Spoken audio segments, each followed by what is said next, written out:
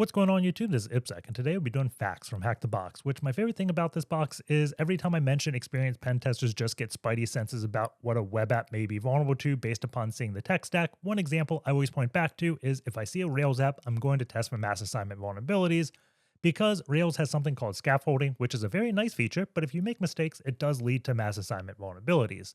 This box is an open source application built upon Rails, and it's vulnerable to mass assignment in a somewhat odd but very realistic way. We could just follow the CVE, but when I solved this box, I enumerated it was Rails and then played with mass assignment and found the vulnerability naturally, so that's going to be what I show in this video.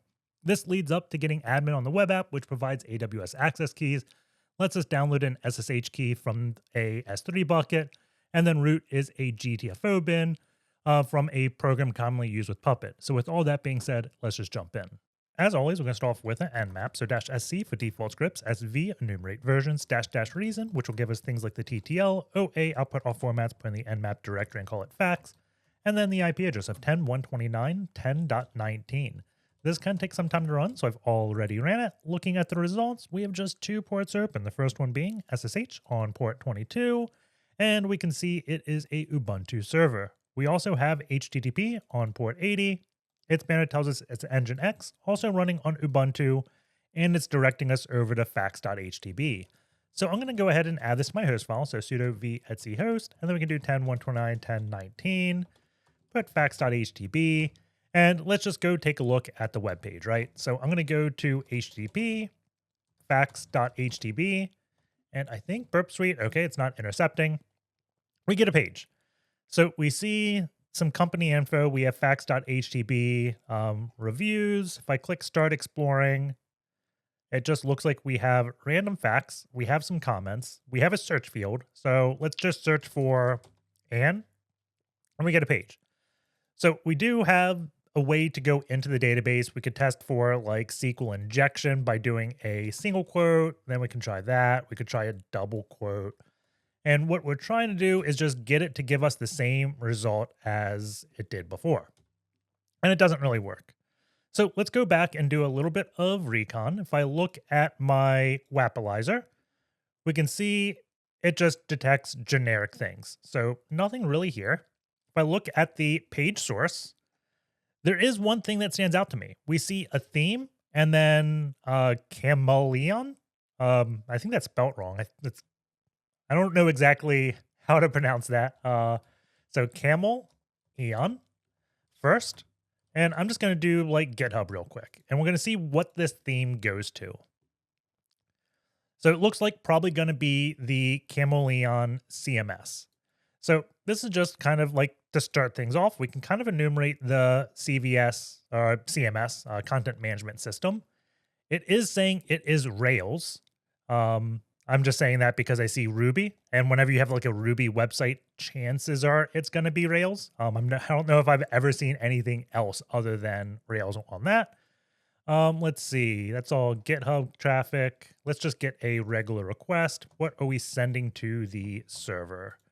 So let's go to repeater, send this, and let's see. We have link. We have set cookie, and one of the things that is unique somewhat to Rails is it divides the cookies with these double hyphens. So I want to say like this is the encryption part. I forget exactly how it is, but this does seem to be a Rails cookie. Let's see, google.com. Am I still intercepting? I bet I am. I probably should turn it off because sometimes Google asks if I'm a bot when I'm using it through Burp Suite. Let's see, let's do Rails example cookie. If this doesn't pull it up quickly, I'd probably just ask Claude or something like that. Ruby class, it's not showing it. Let's see. Let's do Claude and ask me an example Rails cookie. Let's see if it actually does it really quick. But really enumerating it isn't that important. You can see here we go. Rails 4 Plus is using the dashes. We have a second set of dashes. I don't know exactly what that is. Payload, separator, signature. There may be another encryption thing it's not saying. Let's see. Rails 8 is the latest one, I think. So I'm guessing that's what it's going to be. It's either going to be 7 or 8. Maybe 7's the latest because that's where it's stopping. But these are the type of things I do when I start solving boxes. Like I see these small things. I try to learn better ways to enumerate or more ways to enumerate because eventually it may be important, right? So we have ciphertext, the IV, and auth tag.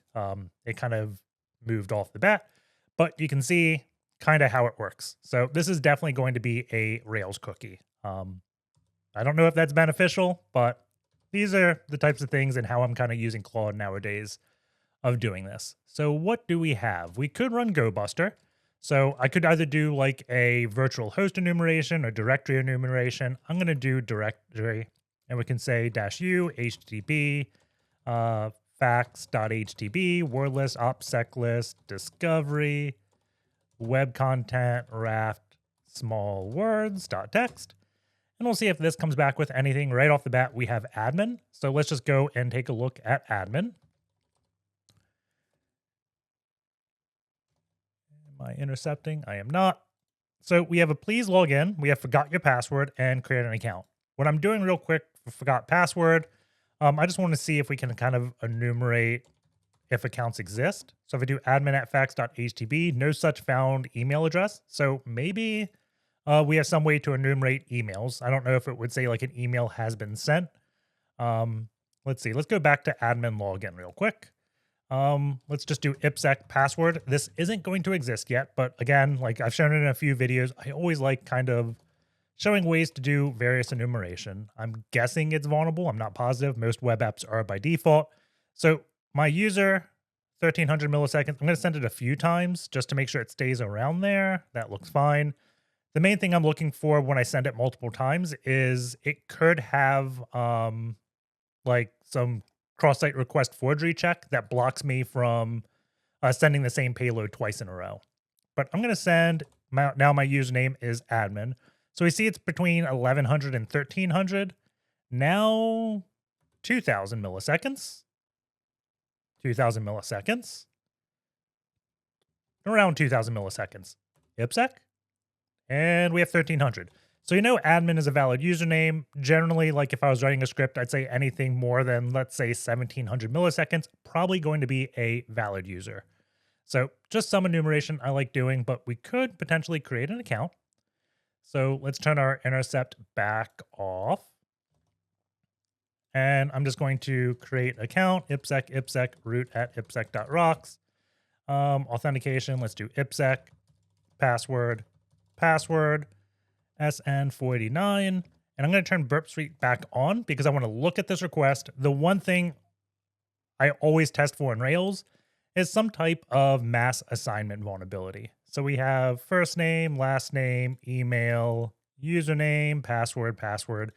I don't know exactly how the CMS does it. I could look at GitHub and then potentially find out like what it is. Like it could be user role, could be user group. I don't know exactly that aspect, but I'll just keep that in the back of my mind, right? So we log in. User's been created. So let's do ipsec password. And we get welcome to the admin panel. Now we have version 2.90, so it is leaking the version. If we went to CVE search, maybe this is vulnerable to CVEs. I'm not going to actually go too far down this path because, again, I just like showing how I would look at it manually. And when solving this box, I didn't actually find the CVE first. I just tested for mass assignment. I'm kind of blanking on where I go to find that normal thing. Maybe this Camaleon. So we have a few path traversal vulnerability, priv-esque mass assignment. So this, I think it's this CVE. Vulnerability stem from the use of dangerous permit, which allows all parameters to be sent without, let's see, probably like without a guardrail or something. Without any filtering. Okay. But that's not important. Again, like when I test for Ruby apps, mass assignment is one of the things I go for first. We see this role client that is disabled. I can't change it. So my first bet, let's open up the inspector tool, go here, and we will get rid of disabled. So delete that. So now I can change the role. I can see admin, client, contributor, editor. So let's change it over to admin, intercept the request. I just want to see exactly what this looks like. We can see, where is it? User role admin. Okay. I'm just going to forward it. I put it over in the repeater so I have it. We see my role went back to client. So what I'm going to do is log out and log in again, just because maybe it's stored in the cookie, my role, and we have to log in, log out to have it take effect. So go to profile, and I'm still client. Okay, so let's now go log out. I'm going to create IPsec2, and we're going to assign our group when we're creating an account. So let's do IPsec. I guess we can do that. IPsec2, password, RAREE. Let's go ahead and turn intercept on, sign up. Let's go to my handy dandy repeater where is role? Right here. So I'm going to copy this. I'm going to do and user role is admin. For that. Email needs to be different. If we do HTTP history,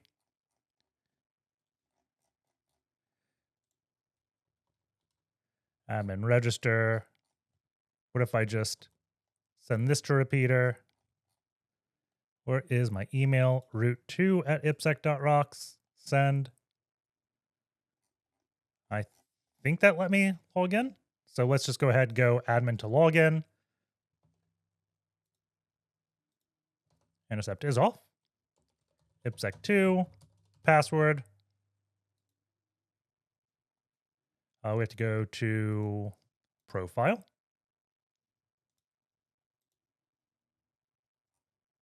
I'm still client. So that did not work. There is a change password. So let's go ahead and play with this. So I'm going to go intercept on, change password. I'm going to do password 2. Let's go to process. And we can see we got method patch and then password. It's saying both passwords. If I do this, we're going to send the user object forward. Has been completed. If we refresh the page, it is still a client. We could try logging out and logging in. I don't think that takes effect, and it'll probably just take a minute or two for that to happen. Let's just try something else real quick. We'll change it back to password. Go to process. And what I'm going to do is we'll do and I'll change this user to password. And then we're going to forward this. It's completed. Let's do a hard refresh. And we're now administrator. So what happened? Why did I set that password? It's essentially how mass assignment works, right? So if I'm looking at this, we're sending the object password and it has a bunch of fields, right? So the code on the back end, let me just URL encode this so it's easier to read. But the code on the back end is essentially saying, hey, take the object password that you're sending and throw it against the database. And Rails uses something called scaffolding. It's very common in Rails. This is kind of like, I think of like Rails was the first one to kind of do this. What a scaffold does is it takes your database, looks at the tables, and builds all the CRUD entry points. That's like create, I forget exactly what CRUD stands for. CRUD, web, probably like create, replace, update, delete. Let's see. Yeah, create, read, update, and delete.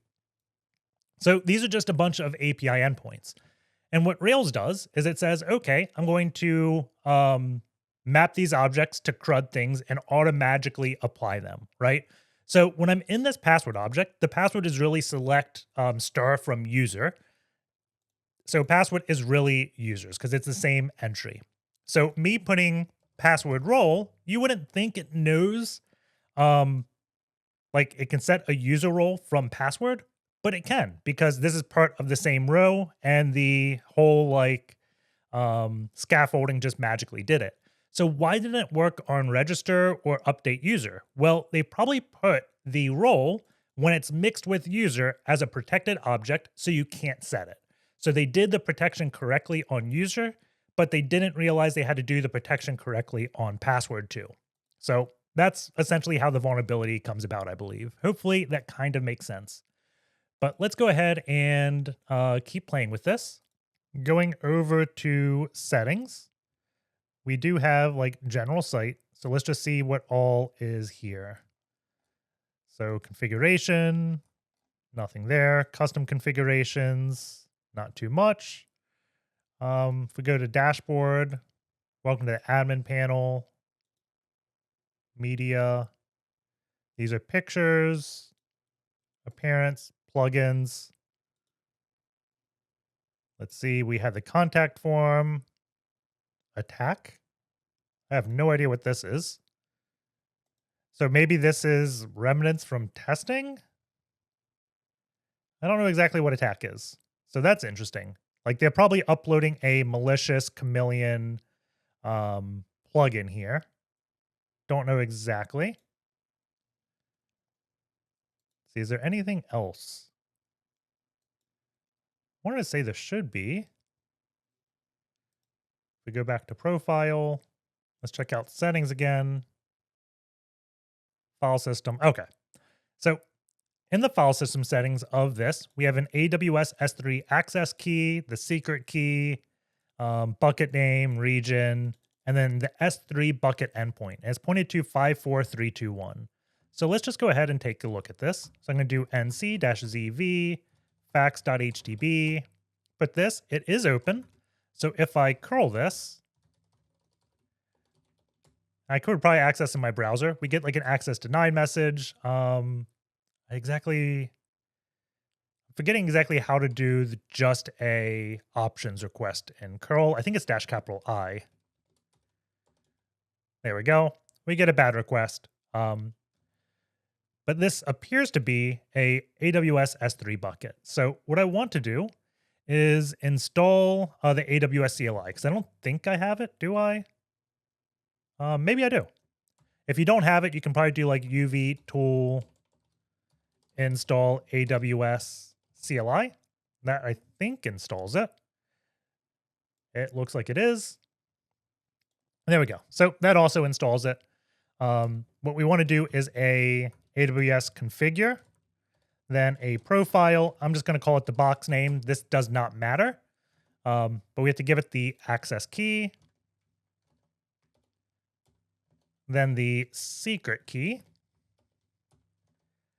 And then let's see, the region name, US East 1, output format, I like JSON. So now I should be able to do export AWS profile is equal to facts.htb, and then do an AWS S3 list, S3ls. I think it's talking to actual AWS. So we have to set the endpoint. So we can do AWS configure, set endpoint URL, facts.htb, was it 54321? I think. Do this. And there we go. Now we can get in. And now this just kind of works like a normal file system. So if I do ls internal, we can see the files there. We could do ls on random facts. We get that as well. So let's go back to internal.ssh. And let's see. Doesn't look like, is it like a ls-a? Let's see, ls-h.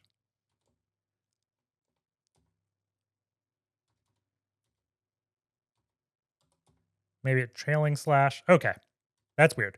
So if you just do ls on this, it's like, hey, yes, this is a directory. If we end the directory with the slash, it lets us get the file. That's a bit odd, but okay.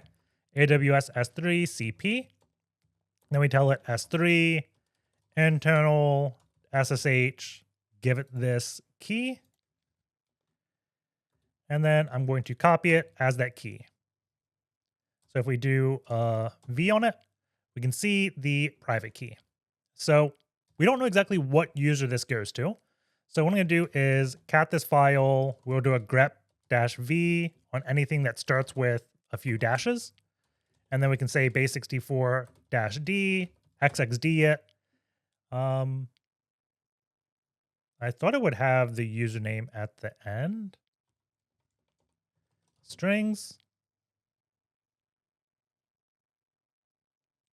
I wonder if there's something different with this key. Let's try SSH key gen, YF, ID. To open, chmod 600. It wants the passphrase. So this key is encrypted. So that's why that did not work. So we have to decrypt the key. So let's do SSH to John on this key file. And it gives us a hash. So let's just go ahead and put this to ssh.hash. And this format actually does not work with Hashcat. I'm not going to waste time like showing it, but if we just looked at the GitHub, normally like when trying to find hashes, if you do like example hash, this doesn't really show up. So I'd go over into the Hashcat GitHub. We can go over to issues and let's see if it lets me search issues when I'm not logged in. I don't know if it will. Let's do SSHNG. It looks like it does. And there are a lot of issues related to this. Let's see. This person says they're trying to make it work. It works in John the Ripper, but not Hashcat. So let's go ahead and just use John. So we'll do John sh.hash word list. And I know I normally don't use John on my desktop, but I think it'll be fine. Let's just do opsec list. Is it passwords? Do we have rocku here? Leak databases, rocku.txt. Awesome. So we'll run this. It shouldn't take too long. I know if I was like doing it on my host computer or something like that, it would go much, much quicker.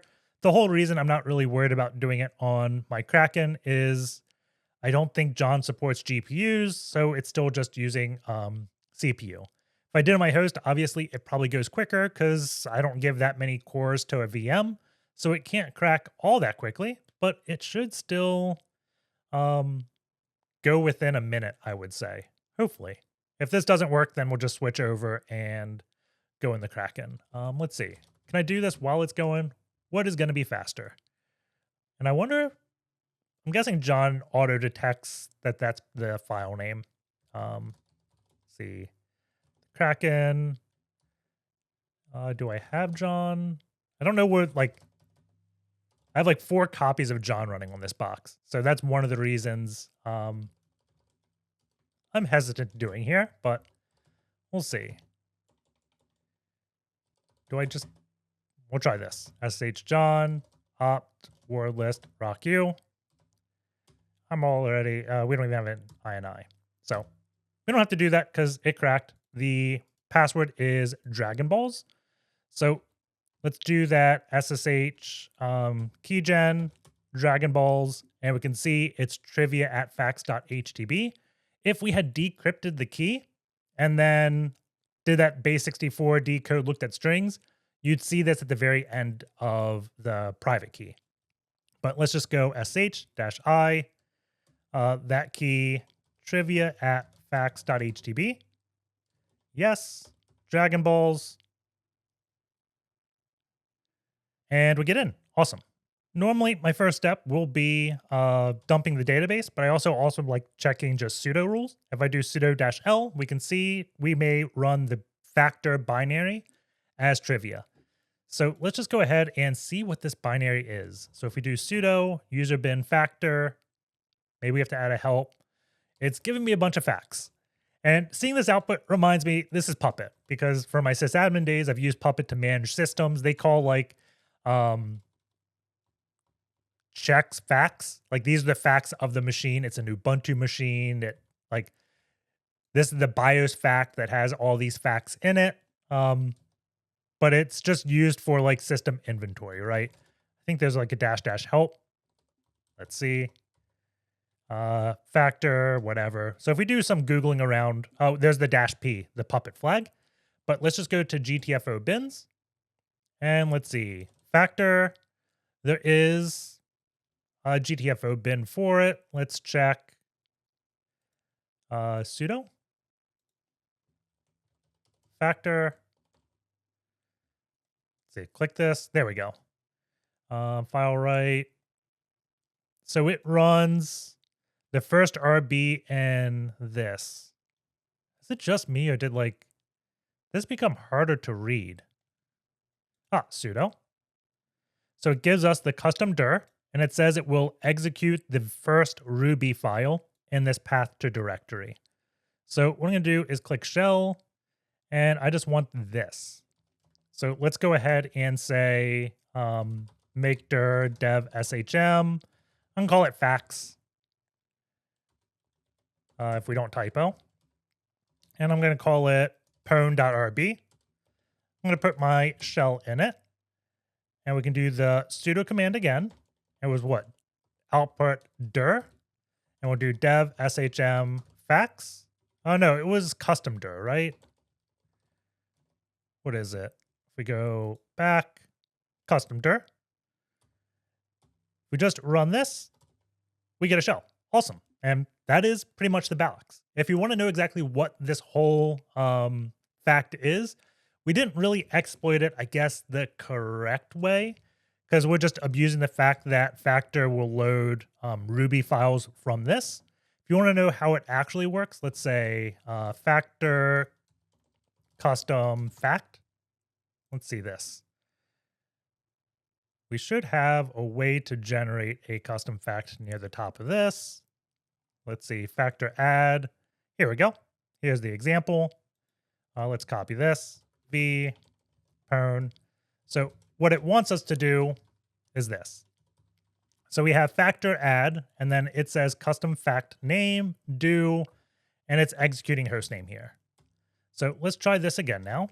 So we do sudo this, run it. It's running every single fact. Let's see. Factor does support an argument, and the first thing after the argument is going to be the fact name. So I'm just going to say custom dir this and custom fact name. Is this going to work? I don't think it. Oh, it does. We get facts. So this is the correct way to do it, right? It's saying we're going to create this fact, and then the output of that fact is going to be this command. Right here, they're just doing bin hostname, but you could put your reverse shell here and get it to work. You could also put that exec, things like that. So that is the box. There is one thing I guess we could show. There is another CVE inside of this application. So let's go ahead and take a look at that. I want to say it's just from authenticated users. No, I think it's actually admin. We'll log in with admin and then hunt for this CVE. I don't have it up anymore. So let's just close multiple tabs. And now we can just go back to Google and we'll just do CVE search. Go back here and I'm going to type Camaleon again. And I know it's vulnerable to this. This one's a bit harder to do because it's the AWS S3 uploader. It's also vulnerable. I think this is interesting. Let's see. Cross-site scripting. Yeah, this private file one. So this is interesting to me because we see it has been addressed in 2.8.2. And if we look, we're on version 2.9.0. But this CVE is still going to be applicable. And if we go to the GitHub advisory, it'll actually tell us how to exploit this, right? So it's saying exactly how. So the download private method doesn't have any protections.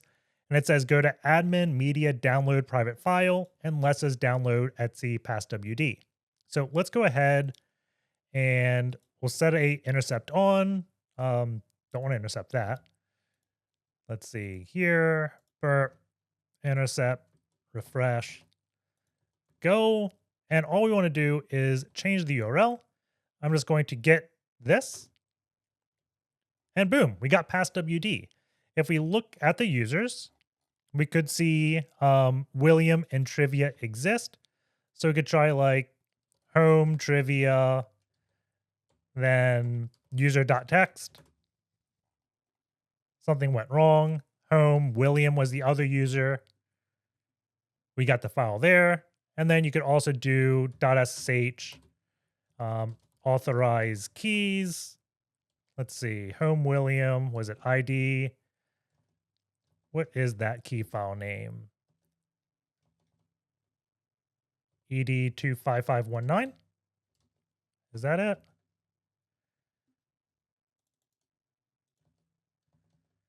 Let's see, home William, SSH, try this. Doesn't work. If we go to trivia, boom, we have it. Let's see. If we do, is it proc self environ? We just get a 200 OK. But yeah, so that is the patch reversal. I'm kind of curious if it works without admin access. It just said authenticated user, I think. So I'm going to log out. I think IPsec is still just a regular user. Let's say we don't have any of the admin functionality here. So let's turn intercept on, refresh the page, send this one, and we will just try to grab this file. So paste. And yes, just a regular user can do it. So you don't even have to exploit the mass assignment vulnerability. You can just go straight to this, download the SSH key, and log in. So hope you guys enjoyed that box. Take care, and I'll see you all next time.